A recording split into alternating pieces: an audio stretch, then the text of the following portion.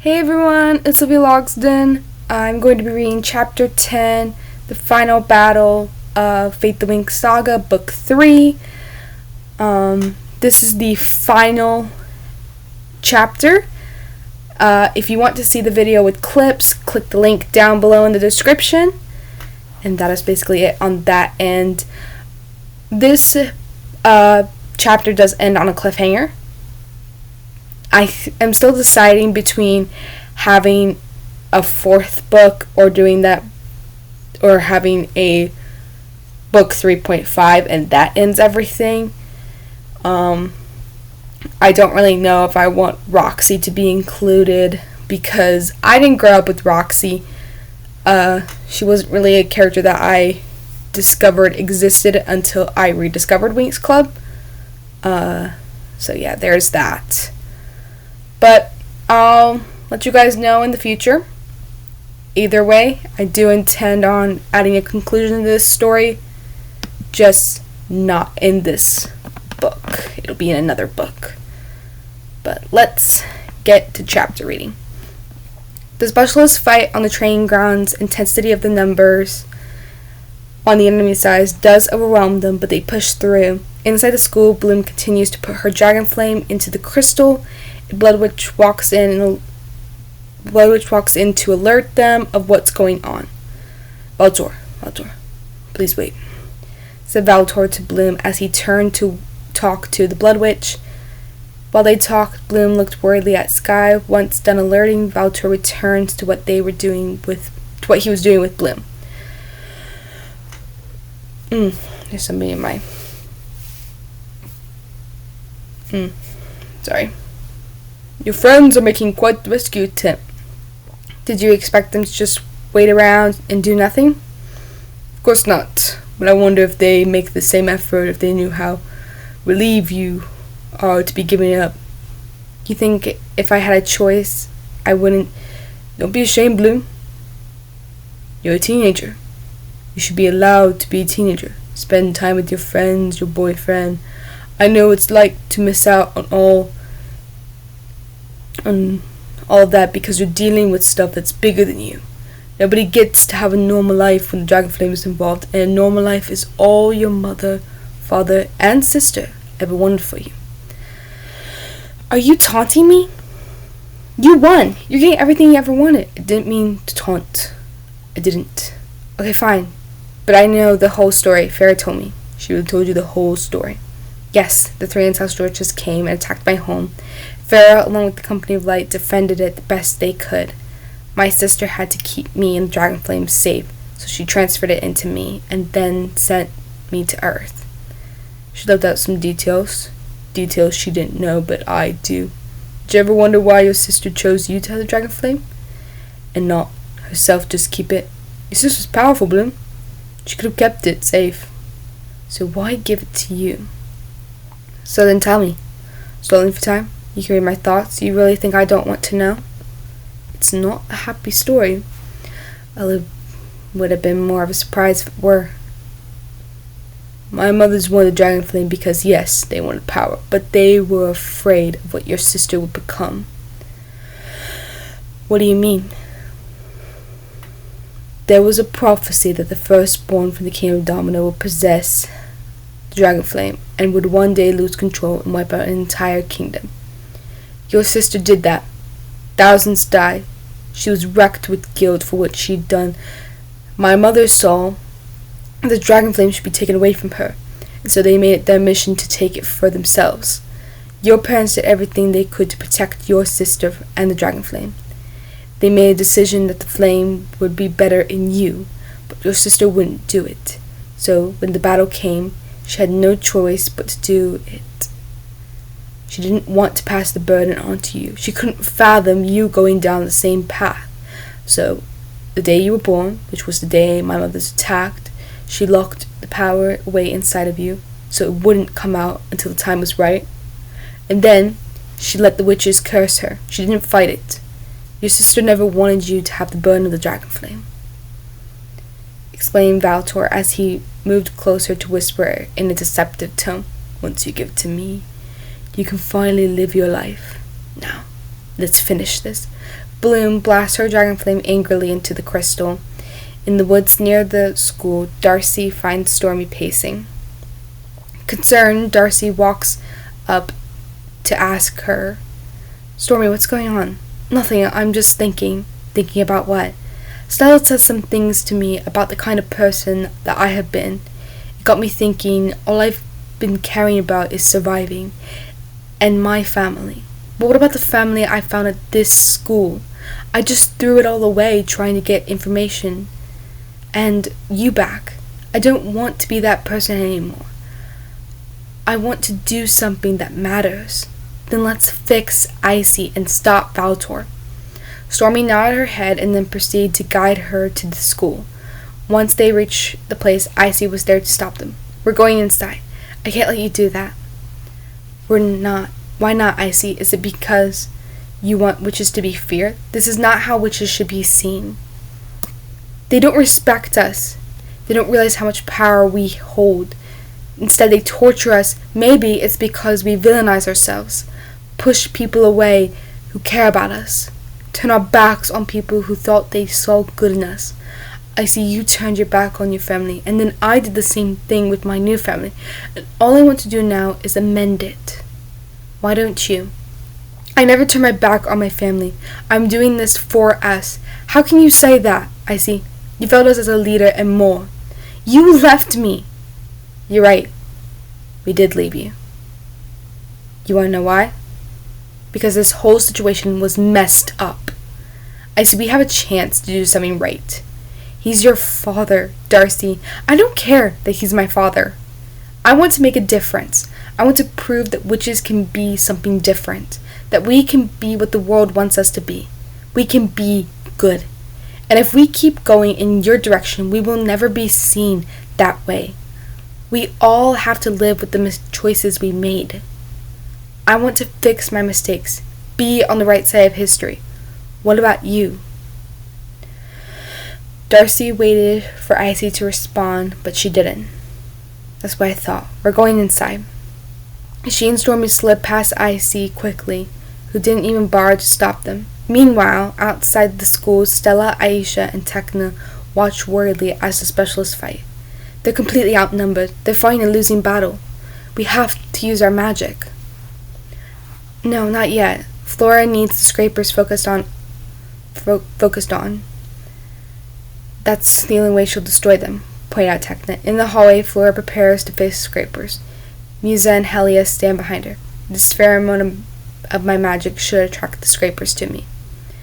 "How do you know it's working?" "I don't. We just have to wait and see," said Flora. Suddenly, she hears scrapers coming their way.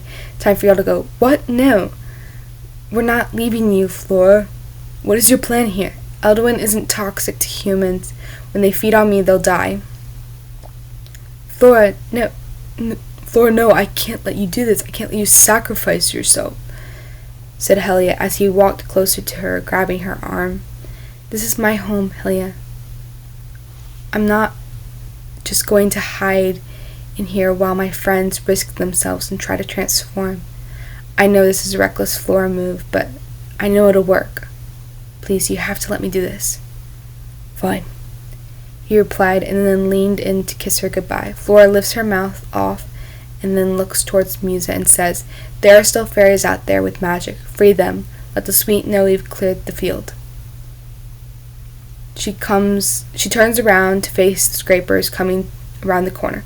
"Be honest, does it hurt?" "Beyond anything. Go," ordered Flora to them.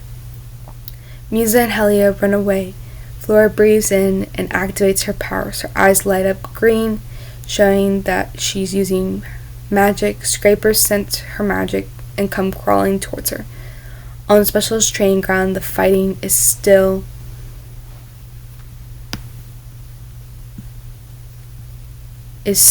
happening. Suddenly, the fairies start walking out of the school to join the battle. "Look, the fairies are free. Flora's done it." Saul notices and gives Stella, Aisha, and Tekna the go-ahead to go help Bloom. "Let's go." "Keep going, we can do this," ordered Saul to the specialists. Musa and Helia join in on the battle. Ribbon notices Musa fighting. Look at you, proving me wrong.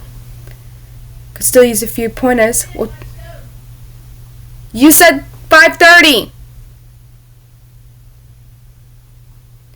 You could still use a few... You could still use... Sorry. You could still use some pointers, replied Musa. What's your left? Answered Ribbon as he spun her around and knocked out the specialist that was about to hurt her. Back inside the school, Bloom is still putting magic into the crystal. It dangled in the air as fire flowed from Bloom to the crystal and then into Valtor. Not long now, Bloom, I can feel it. Hate to interrupt this private moment. Not now, Beatrix. It just seems Bloom might want to know what you plan to use the dragon flame for. Does it matter? Figures. Remember you said that, said Bloom as she snapped the vines that held Sky with her lightning ability.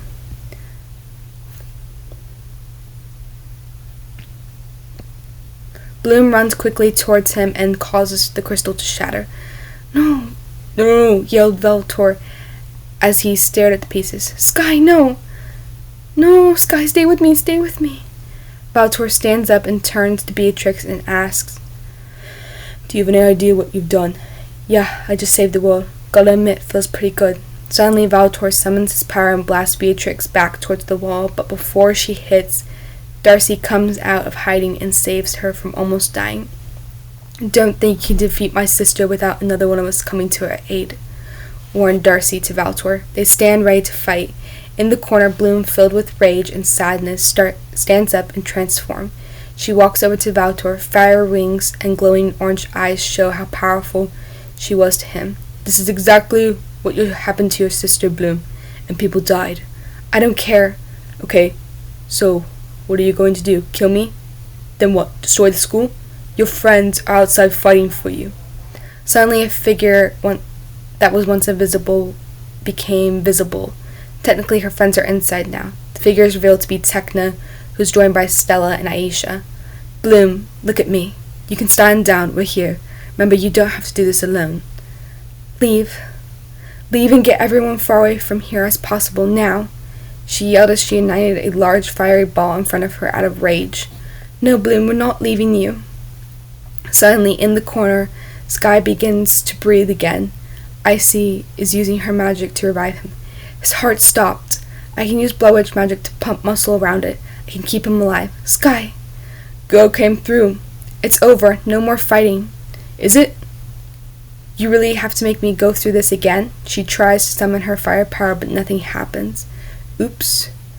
Fairy magic isn't an infinite well. It looks like your little rage moment tapped you out. Even Dragon Flame has limits. So the only thing that actually changed here is that Beatrix did nothing. She didn't do nothing. You're a monster. Yeah, I'm also a whole lot stronger than each of you. Yeah, but are you stronger than all of us?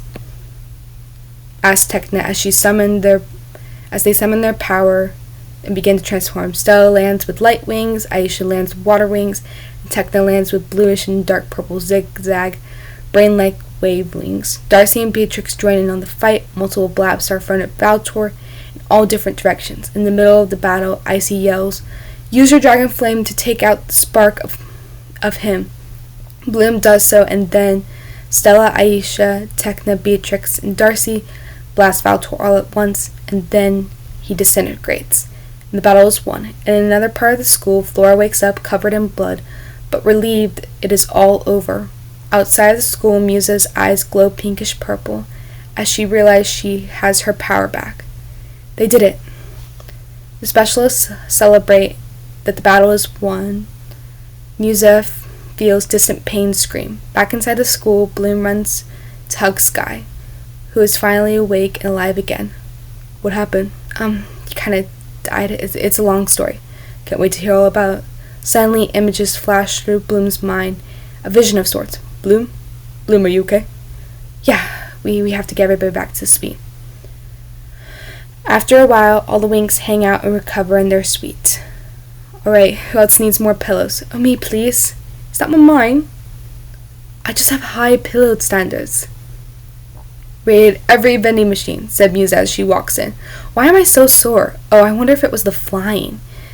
It must have been the flying. Anyone flying? Sore? We don't need all this, interjected Aisha. Musa's eyes glowed as she replies, Don't forget my magic's back, so I can feel all the pain you're in, even the quiet ones. I'm good with pain. You're good with everything. One more overachiever and sweet. My roommate, just so we're all clear. Anyway, Musa, how's everything out there? It's calming down. Blood witches have cleared out. Have you heard from Beatrix? Silva let the tricks go to their family since they have a location now. He won't arrest any of them as long as they never come back to Alfea. You know, everything she did because she wanted answers just like me. She could have ridden me out to Valtor too. And she could have killed Sky for good, if she wanted to, but she didn't. I'm going to choose to believe that was on purpose.